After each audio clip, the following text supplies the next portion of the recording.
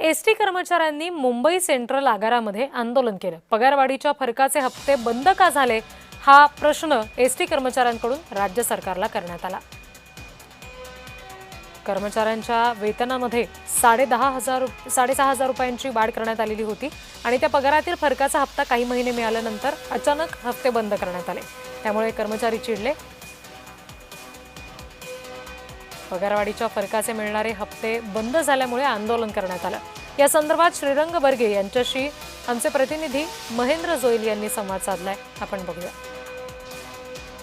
नेमकं काय प्रकार आहे, काय आंदोलन करताय तुम्ही आणि नेमक्या तुमच्या मागण्या काय असणार आहेत?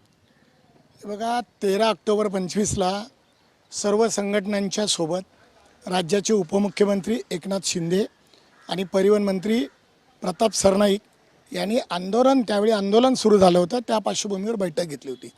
त्या बैठकीमध्ये असं ठरलं की 20 ते 24 जो वेतनवाढ फरकाचा हप्ता आहे तो 48 समान हप्ते करून ते द्यायचे।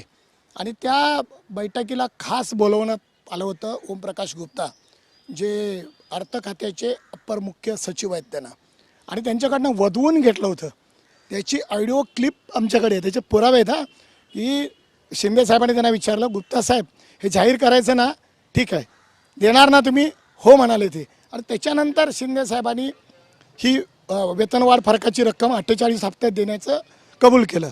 आता खरं तर मी तुम्हाला सांगतो, ह्याच्यामध्ये म्हणजे त्यांचा दोष काहीच नाही आहे, एस टी महामंडळाचा सुद्धा काही दोष नाही। एस टी महामंडळाने या संदर्भात वारंवार पत्रव्यवहार केला आहे या अगोदर की 3 महिने तुम्ही हप्ता दिलेला नाही। आता 2 महिने एस टी महामंडळाने आपल्या तिजोरीतनं हा हप्ता दिला, पण आता एस टी महामंडळाकडे पैसेच नाही आहेत, तर मग ते कुठून देणार?